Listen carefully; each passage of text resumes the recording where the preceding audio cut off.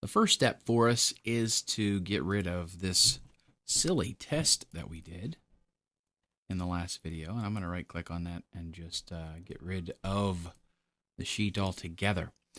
We have, though, on sheet 4 a list of categories and brands.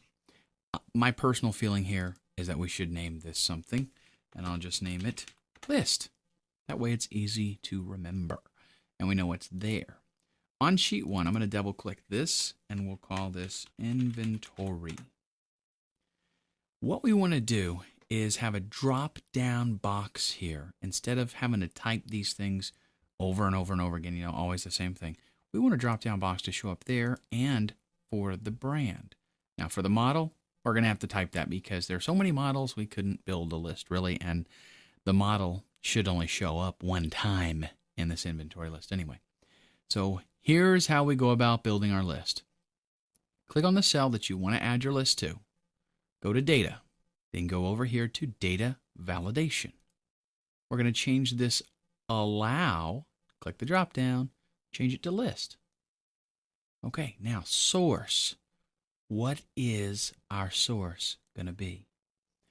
Now I'll tell you here a secret. If your source is going to be on another worksheet, you got to figure out what it is first, because once you click on this, you can't click on anything else except cells in the current sheet. Okay, so sorry, that's the way it works. What does that mean we got to do? Well, we got to start over. Let's click cancel, go to list, and I'm going to note that my category list is B5 to B12, and my brand list is C5 to C12. So with that information now, I'll go back to inventory on my cell, click data validation, click the drop down to go to list, and I'm going to reference that list. Equals. Here is where it comes in handy to know the sheet name. And this is where we reference our other sheet. List, exclamation, B5, colon, B12. Enter. Simple as that. Now what did we get? Well, we get a little drop-down thing that only appears there when that cell is active. And if we click the drop-down, lo and behold, all of the items in that list, and we can just click on one of them. The beauty of this is I can do that all the way down here if I want.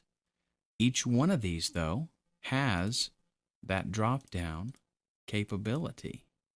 So I can go through here and specify what category my item is in. I need an electric guitar. You know what? I can't believe I didn't put an acoustic electric guitar. That's terrible. Well, watch this. Let's just go back to our list and let's drop the, I don't know what to drop. Let's drop the PA system. Acoustic electric guitar, and actually that should probably have a slash just to be proper. Okay, good. Now what does that mean for my list? Well, that means that it's automatically in the list because that's the way these things work, And let's just add a few of these, get them all filled up. I need a guitar amp. Let's see, do I have any bass amps? Yeah, I got one of those.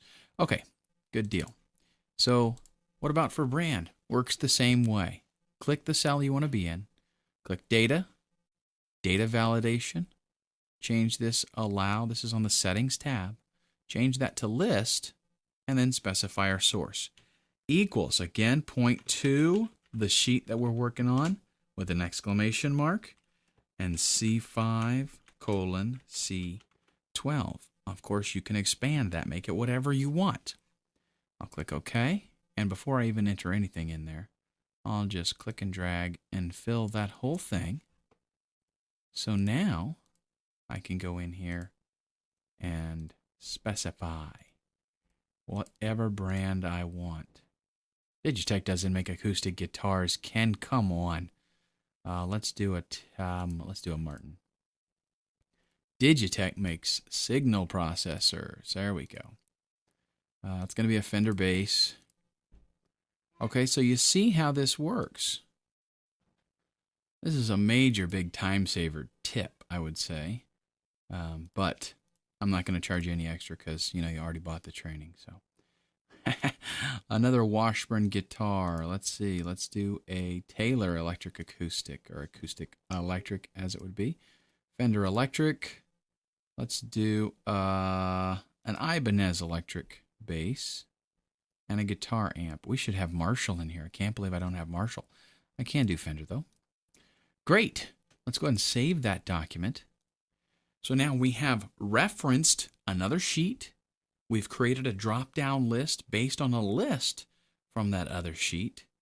And I think now we're ready to apply this. We're going to kind of leave this particular spreadsheet all by itself for a little bit. We saved it. It's okay. But we're going to go over to another sheet and create something that's way more intense than this. And we'll start on that in the next video.